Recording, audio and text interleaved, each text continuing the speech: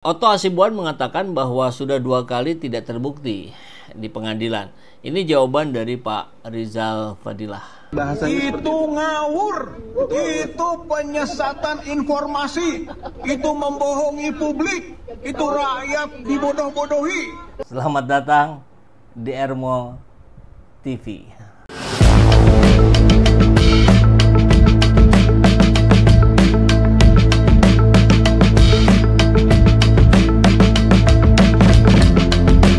Bersama saya, Saiful Zaman, kebaikan yang terorganisir akan selalu mengalahkan kejahatan.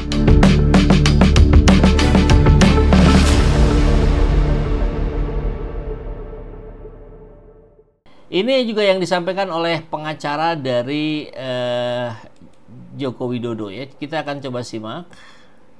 Dan dikonfirmasi oleh KPUD dan KPU Republik Indonesia pada saat Bapak Jokowi mencalonkan diri sebagai wali kota, kemudian gubernur, dan terakhir menjadi Presiden Republik Indonesia untuk 2 kali. Jadi ini sebenarnya sudah lama sekali dikonfirmasi dan selamanya tidak pernah ada masalah apapun. Kami tidak akan menunjukkan ijazah asli Pak Jokowi kecuali berdasarkan hukum dan dimintakan oleh pihak-pihak yang berwenang seperti pengadilan dan sebagainya. Itu pasti kami akan taat dan kami tunjukkan. Tapi jika tidak, untuk apa kami tunjukkan? Karena hal ini juga berpotensi untuk menimbulkan presiden yang sangat-sangat buruk. Hal ini kami cukup tegas bahwa kami tidak akan menunjukkan dan kami tidak mempunyai kewajiban hukum untuk menunjukkan kopi atau asli dari ijazah Bapak Jokowi. Dan sampai sekarang tidak ada satupun putusan pengadilan yang menyatakan ijazah Bapak Jokowi itu palsu. Tapi mungkin ada netizen atau ada teman-teman luar sana yang belum paham. Di sini kami sampaikan lagi bahwa beban pembuktian itu adalah dari penggugat. Siapapun yang mendalilkan, dialah yang wajib untuk membuktikan. Ya, saya kira benar dalilnya menurut aturan hukum, dan para penggugat pun kan sudah memegang bukti-bukti. Toh ijazah yang diklaim asli Jokowi sudah bertebaran juga di media sosial. Dian Sandi Utama ya, kalau tidak salah namanya, kader PSI itu yang mengaku bahwa ini loh ijazah aslinya, tapi di sebelah kiri bawahnya ada tanda seperti bekas fotokopi berwarna gitu. Nah, artinya ini menjadi sebuah fakta bahwa yang disampaikan oleh pengacaranya Jokowi ini yang barusan yang mengatakan kalau tidak secara hukum dia tidak mau menunjukkan ijazah asli. Kan ada undang-undang keterbukaan publik. Siapapun yang menjadi pejabat itu kalau dimintai data ya dia harus memberikan. Dan tidak ada soal. Kan kita tahu bagaimana karakter Pak Jokowi ini kan sering membangga-banggakan diri kan. Sering cerita tentang kesuksesan-kesuksesannya kan.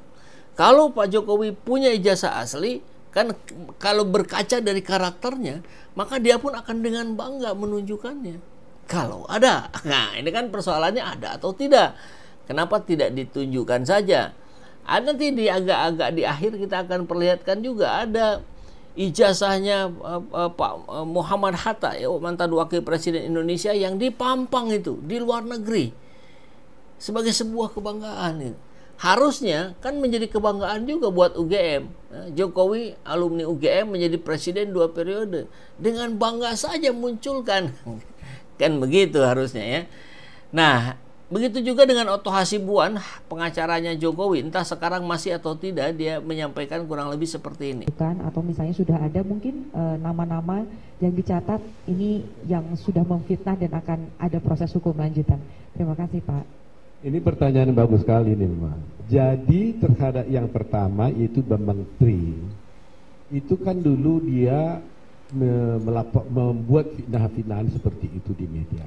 Dan akhirnya Bambang Tri bukan oleh Pak Jokowi yang melaporkan, ya, ada pihak lain. Akhirnya Bambang Tri ini telah dihukum penjara dan dikuatkan oleh, begitu ya, Mahkamah Agung dan dia bersalah.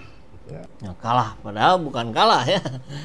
Jadi kalau masih ingat sahabat semua, tempo hari itu ada gugatan yang dilakukan oleh Bambang Tri ya, tentang ijazah palsu Pak Jokowi.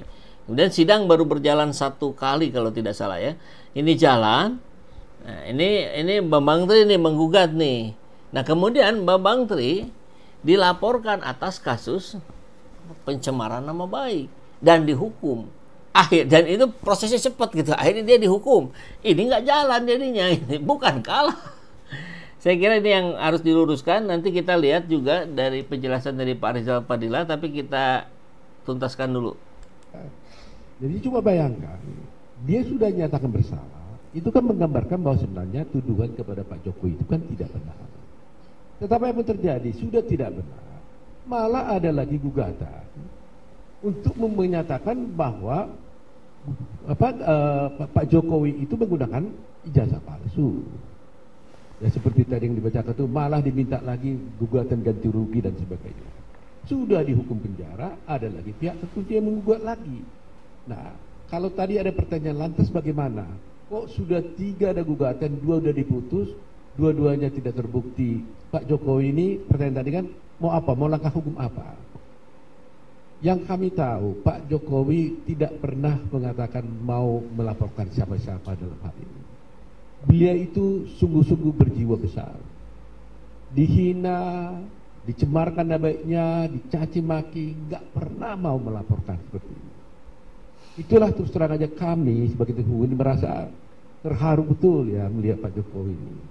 Kadang-kadang kita berdiskusi, ini kok kalau dibiarkan nanti ini terus-menerus nggak kapok-kapok nih kita bilang. Tapi Pak Jokowi itu selalu mengambil sikap, sudah, nggak apa-apa. Dia rela dicaci maki gitu. Yang penting negara ini baik. Jadi tidak ada pun satu pesan sampai sekarang ini. Saya nggak tahu besok ya, tapi sampai sekarang ini kepada kami untuk mengatakan gugat balik, lapor balik orang itu, nggak ada.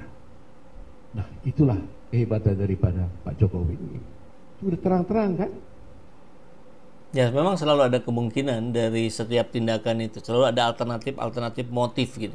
Apa yang mendasari seorang bersikap seperti itu? Tadi kan dikatakan beliau sangat rendah hati, sangat segala macam. Kemungkinan lainnya kan ya karena memang ijazah aslinya juga nggak dipegang. Kan bisa jadi begitu gitu. Nah, Otto Hasibuan mengatakan bahwa sudah 2 kali tidak terbukti di pengadilan. Ini jawaban dari Pak Rizal Fadilah. Katanya sudah 3 kali itu pengadilan memenangkan Jokowi, bahasanya itu ngawur, itu penyesatan informasi, itu membohongi publik, itu rakyat dibodoh-bodohi. Karena tidak pernah Jokowi menang, tidak ada. Itu baik pada peradilan perdata pertama, ya kan, itu tidak dicabut karena ditahannya Gus Nur. Penggugat prinsipalnya Gus Nur, gitu kan? Dia mencegahnya dengan menangkap. Apa tidak jahat itu? Itu kan? Itu yang pertama, nggak kalah kita. Yang kedua, pidana. Pas pidana di Solo, gitu kan? Ternyata kita dimenangkan. Itu Jokowi dikalahkan karena tuduhan soal ijazah yang dituduhkan oleh Gus Nur dan Bambang Tri, gitu kan, ternyata itu kan dibenarkan oleh tingkat pengadilan tinggi dan Mahkamah Agung.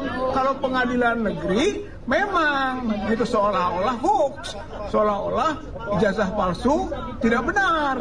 Tapi oleh pengadilan tinggi Semarang dan oleh Mahkamah Agung justru dibenarkan, gitu. Yang dituduhkan, yang didakwakan dan yang dihukum soal ujaran kebencian, soal ijazah itu nggak disinggung, jadi semua dibenarkan itu oleh pengadilan tinggi dan Mahkamah Agung.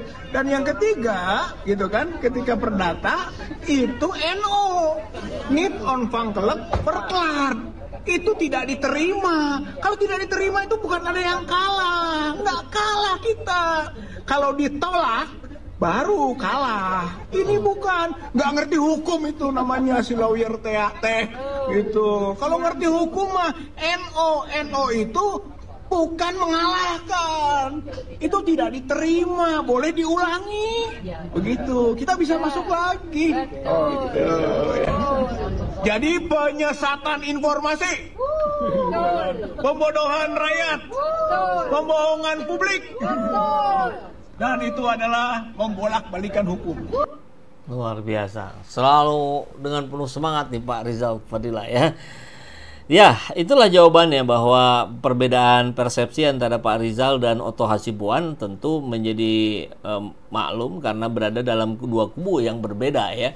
Logika-logika yang digunakan, yang mana yang masuk akal, tentu kita serahkan kepada sahabat semua yang menyimak.